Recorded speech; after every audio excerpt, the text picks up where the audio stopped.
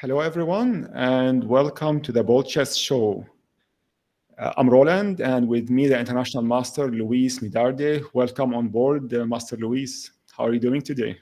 I'm doing very well. Very happy to be here. Thank you so much for being here with us.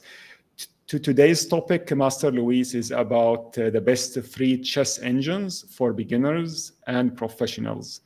Let's get started and see what you have for us in today's call and what do you recommend for our audience. The first engine on our list is Stockfish. Could you tell us a little bit about this engine and why do you have it on the list? Sure. First of all, Stockfish is the strongest engine available nowadays. It's winning basically every championship between engines. It's super strong, and it has something that is very good. That is completely free and open source. You can configure it to different skill levels, and well, the analysis is very deep, of course. And yeah, it's basically it's a tool that every professional uses, like in everyday work. So it's Absolutely. It has also managed to win the Chess Engines Championship this year, last year, the year before. It has been winning for for quite some no number of years, and this is good to see from the top engine, especially that it's a free and open source. And next we have the Lila Chess Zero on our list. Could you share with yes, us your insights on this engine? sure. It's also very very strong, and well, at some point on 2019, Alpha Zero beat Stockfish, although it was not a fair competition, let's say. But somehow a new engine, Alpha Zero, created by Google, show it up. And the thing is not about his strength; it's about his style. It's very well. It was very aggressive. It sacrificed a lot of material, but Google didn't share AlphaZero with people, so it was just a one-time thing. Lila is created in the same way Google created AlphaZero, and it's not as strong as Stockfish. As you pointed out, Stockfish is winning basically every tournament, but it's still super strong. And I understand for humans, having an engine that is, let's say, 3600 instead of 3650 is not a big difference. We are gonna get crashed every Absolutely. game anyway. Yes. So it's a very good engine. It's also free, and it has a different style compared with the Stockfish. Nowadays, Stockfish sacrifices a lot of material too, and well, it has a bit more human style than a few years ago. But still, it's good to have a different tool to learn new moves or new ideas in the same positions that people use it to use only Stockfish. And yeah, Lila is very creative, still super strong, and of course sometimes is able to compete with the Stockfish, although usually like it ends up losing, but still super strong and very enjoyable and recommendable for everybody. Absolutely. These are very good insights. Thank you, Master Luis, for sharing them with us. The last engine on our list is Maia-Chess or MAIA dash chess. It's how people can find it on GitHub. This chess engine is known to be more play like a human like, and it uses neural networks as well. The creators of this engine were really interested to develop an engine that is low rated. At the same time, it mimics the human gameplay as much as possible. So it's basically tailored towards beginners than professionals. At the time of recording this video, the rating of this engine can reach up to 1900 at most.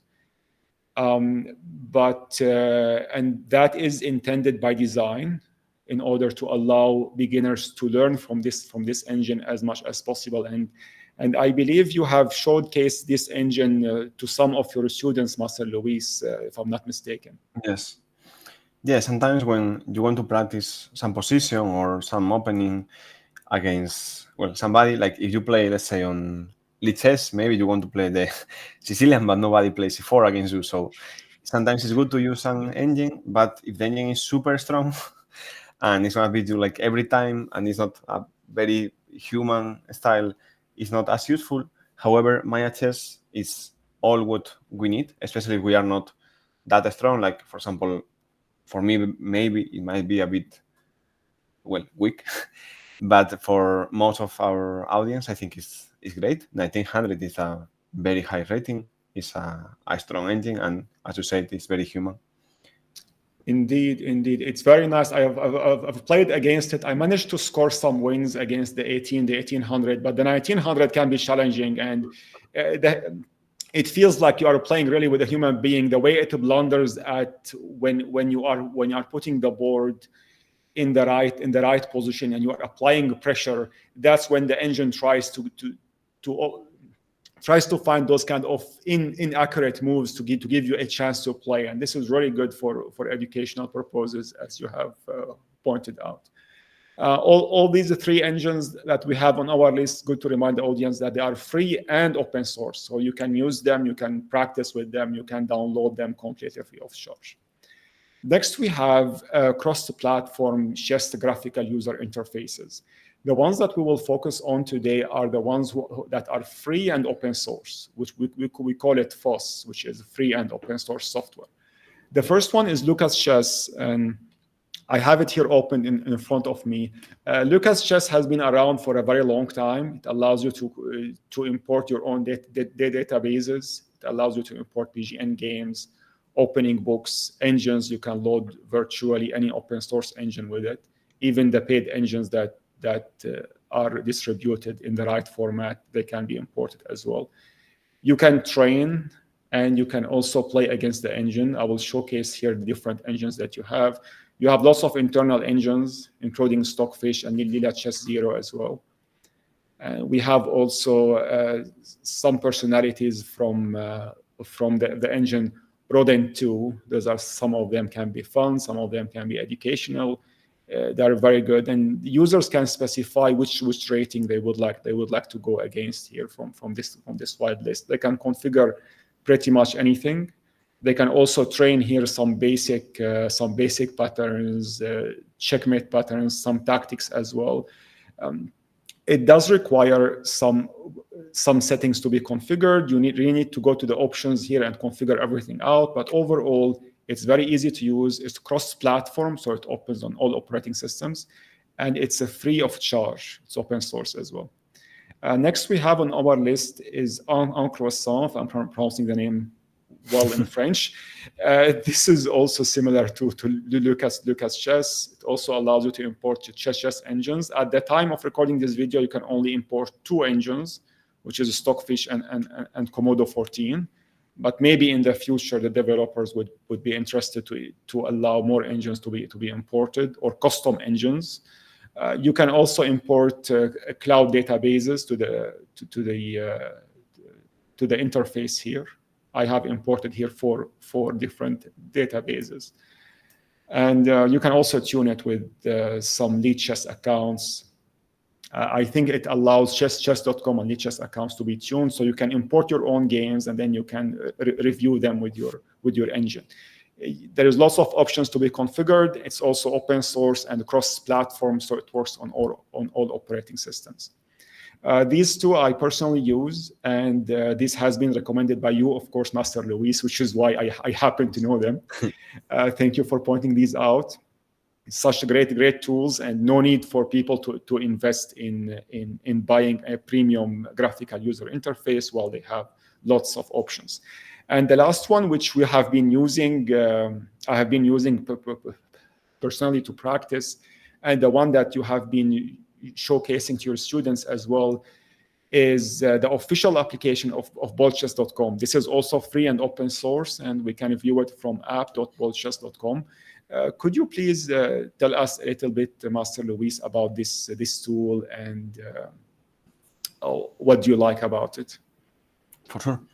Well, there are a lot of things I like from this tool, but I think, well, first, I like the app in general. Like, I know it's easy to see, but yeah, right now that you are making some moves, we can see, like, when you're about to make a move, we have the option of knowing the valuation before you make the move. For example, if you Right. click on the bishop, yeah, like it says bishop d3, point 13, you know. So first of all, I think that's fun, and I look like a kid, but yeah, it's actually fun, and at the same time, it's useful because many times I want to check the evaluation of a move I am thinking about, but computer is not suggesting, so I have to play the move. Computer thinks for a moment and tells me what is evaluation, so I have to take my move back, and this saves me time, and I can see like the evaluation of I know 3, 4, 5, even well more moves that might be interesting at the same time.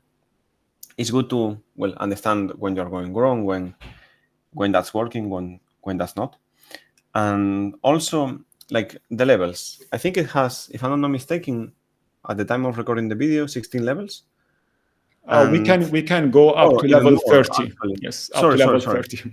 Okay, sorry, I made a mistake because I just played a moment ago against level 16. After level 16, I find it's really difficult to compete against, but it's still useful because okay, I mean, it's always good to play against a very strong opponent to learn from. But what I like it is I showed this up to some of my students, and they told me it's better in the sense that there is no a huge difference between, let's say, level 6 and level 7, because sometimes in some apps a student of mine, let's say, beats level 6, and against level 6 he's winning like every game easily. However, against level 7 he's just getting crushed every game. Right. So there is no fun, I mean, because it's like knowing you are gonna win without any effort or being destroyed. So in this app, you have some equilibrium, some balance, and I think it's more fun and it motivates the student or the player more, so they can like challenge the computer, but at the same time have some chances to win. Also, you are showing different tools that we can use, and different colors, like if it's a threat, if it's different um, ideas the app has that are very good. Have you used them, or like, what is your favorite part about BoldChess? Because I know you have used it too. Absolutely. I think that the tool excel at analyzing um, the chess game without overcomplicating the process. We see many of those local tools that we have right now. They require lots of configurations. You need to set them up locally. You cannot use them on your phone, for example. Whether this application is versatile, it's open source. You can view it on any device online. It's completely hosted on our servers. So they don't have to do any setup, no matter on which operating system they are using it on. This is one point. The other point is the fact that you can adjust the whole board in any way you like. You can style it. You can adjust the levels. You can go up to level 30, for example, if you are preparing for your chess tournament. You can put level 25 or level 30 here, and just give the engine some time before it generates the moves. It takes a number of seconds because it has to go to the depth of 25 or 30 in this case. 25, to generate these evaluations for you. So it takes a bit of time. If someone is just analyzing casually, he can adjust it, and he can play with these slider while the game is running. So he doesn't have to go to the settings again and adjust it and then save and load a new game. He can decide at any specific position in any specific move if he wants the engine to calculate more or less. It's similar to what we see in popular online chess platforms like chess.com, for example. But chess.com mostly it's a paid platform, not a free one. Our platform is completely free of charge. So and as you said, Master Luis, as well, we do have the nice static evaluation. People can also edit the board if they have a specific position in mind. They can paste in PGN and FEN formats as well if they are importing it across various platforms. They have the evaluation graph next to them. Overall, it's an easy to use, versatile tool, and our team is constantly improving on it. As you said, you were initially not aware that we have increased the levels to 30. That's because we are doing constant development. At level 16, many international masters will have really good fun playing against. And anything above 16, it slows down the processing time, which is exactly why we don't think going above level 16 is required, unless, if, of course, the individual player would like the engine to get him the most sophisticated and accurate move at an extremely high level. But other than that, level 16, as you pointed out, Master Luis, is sufficient for practicing, for playing, and for even analyzing games. And it's pretty fast. You just give it a few seconds, and we get all the moves pointed out to us. Because we have been giving it enough seconds, we have now all the scores of all the valid legal moves in this position. So when we are deciding of whether we should take the pawn or not, we know that any movement of the queen is not going to generate a good score for black unless if he captures the pawn. So this is something that beginners can learn from. Very well. Moving on to our little list. We have talked about today about the three chess engines and three cross-platform chess graphical user interfaces. All of them are free of charge and open source. And for any of the viewers who would like to have you mentoring him, we have a service on BoldChess for that. We also have a complete chess course on BoldChess that goes through the openings, the end games, the tactical motives, positional motives, and so much more. All of them can be viewed at boldchess.com. They can just click on boldchess.com and browse the website if they need anything. And last but not least, what do you have, Master Luis, as final tip for beginners who are right now starting up and would like to try these engines and tools? Well, have fun. Absolutely. And try what works for them. For example, I know I have students that love to play against computers all the time, and well, some of them later go to tournaments and have very good results against humans, of course. Some of them don't play against computers that often, but only use the engine to analyze their games. I mean, they should have fun. They should try different things and see what works for them. But in general, I like BoldChess. I have used it myself, and I know I find it very, very easy to use. As you say, the app is always good to have, and yeah, I like in general things that are kind of completely free or are trying to give some full service free. Of course, there is a part of the academy that is paid, but long story shorter, have fun, enjoy chess.